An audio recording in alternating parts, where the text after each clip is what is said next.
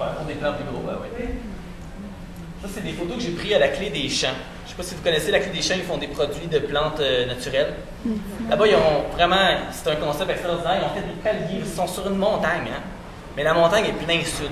Ils sont dans le nord, à Val-David. Il fait fret à Val-David. C'est vraiment froid.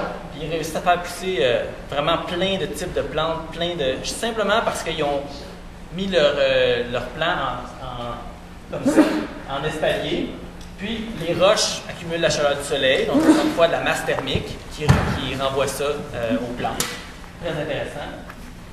Une autre vue ici du même site, mais vers le bas. Ils ont même fait une petite serre, une genre de petite couche froide pour protéger leurs plantes. Du gazon? Oui, c'est un toit végétalisé au fond, ouais. C'est un beau site, je vous invite à aller visiter ça cet été, c'est une visite extraordinaire.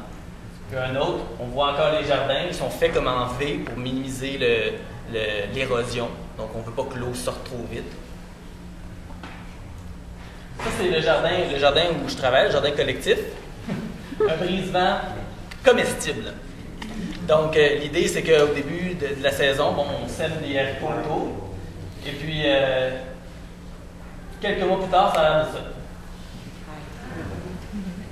Puis, c'est extrêmement productif au niveau de ce que ça donne comme produit, comme légumes. En même temps, ça fait un microclimat où est-ce qu'à l'intérieur du coupe-vent.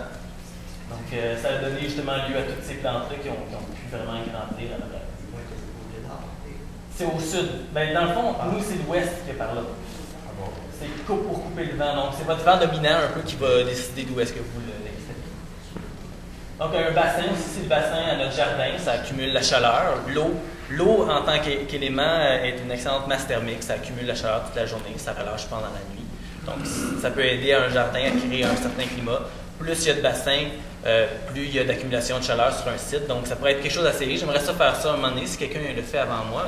C'est de faire vraiment une forêt, mais avec plusieurs bassins à l'intérieur de la forêt, puis voir quel genre de climat on est capable de créer avec ça. La méthode Jeanpin. C'est un Français assez intelligent qui a décidé de faire un tas de compost, puis à l'intérieur, il met une tank avec du fumier dedans. Son but, c'est d'utiliser ces ressources-là le plus efficacement possible avec le fumier qui est dans la tank qui fait du méthane, donc du gaz qu'il peut utiliser pour brûler, pour chauffer sa maison, pour brûler ses aliments. Puis le fil d'eau froide est entouré autour de la tank et la chaleur qui se crée à l'intérieur de ce tas de compost-là réchauffe l'eau.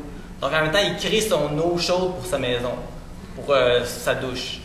Aucune énergie qui est utilisée là-dedans, juste ce gros tas de compost qui chauffe. Un tas de compost, ça chauffe. Donc, il accumule le gaz dans des tripes pour les camions, les pneus de camion. Donc, c'est une manière d'accumuler le gaz. Un caveau fait maison, un caveau pour conserver les légumes. On a souvent beaucoup de racines qu'on garde un petit peu partout dans notre maison, mais on n'a pas vraiment de site approprié. Puis ça, c'est un petit caveau très très simple qui se fait avec une poubelle ou un baril. Puis simplement de recouvrir avec de la paille pour simplifier l'accès et mettre une toile dessus pour protéger la pluie. Puis quand on a besoin, on déterre, on va chercher dans notre caveau nos légumes. Ils sont gardés frais à cause de la température de la terre. Tu mets ça dehors? Oui, à l'extérieur. L'hiver? L'hiver, ça reste comme ça, puis vu que c'est de la paille, puis il n'y a pas d'eau qui tombe dedans, ça ne gèle pas. Il faut juste le déneiger. Il faut recouvrir aussi la paille? Oui, recouvrir avec une toile imperméable. Il ne faut pas qu'il y ait d'eau qui vienne geler dedans. Bien sûr, les champignons. Vous avez sûrement tous vu Mycoflore qui vend des champignons, du blanc de champignons. C'est une bonne manière d'avoir une production pendant l'hiver. C'est très bon en plus, des champignons. Puis c'est vraiment simple à faire pousser. Ils se vendent des kits. Vous pouvez faire aussi vous-même votre propre substrat, puis acheter du mycélium et partir des champignons à la maison. Puis bien sûr, les germinations, c'est une autre méthode d'avoir notre verre à la maison, une méthode très efficace parce qu'il y a des plants, mettons qu'on prend le radis. S'il y en a qui ont déjà eu des radis qui ont monté en graines, vous avez sûrement vu qu'il y a de la semence en motadine là-dedans, puis beaucoup plus qu'on peut semer l'année suivante, puis même beaucoup plus des fois qu'on peut vendre ou donner. Donc la germination, c'est vraiment efficace, puis ça ajoute quelque chose de vraiment extraordinaire à l'hiver d'avoir. C'est extrêmement frais, c'est vous qui l'avez fait pousser en quelques jours.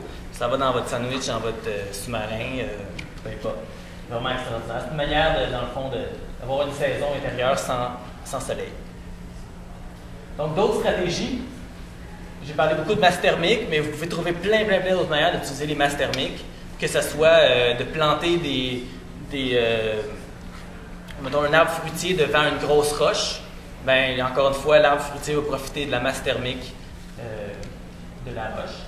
Des brise-vents de tout type, les brise-vents aussi faits avec des arbres, avec un certain nombre d'arbres qui permettent de minimiser le vent, sur un site, particulièrement proche des étangs, parce que les étangs, s'il y a un vent qui passe sur l'étang, bien, ça amène beaucoup de la chaleur qui s'est accumulée dans l'étang pendant la journée. Donc, si vous avez des brise-vents, vous voulez vraiment utiliser votre espace au maximum, vous pouvez avoir un brise-vent qui permet de garder vraiment la chaleur à cet endroit-là, sur votre étang.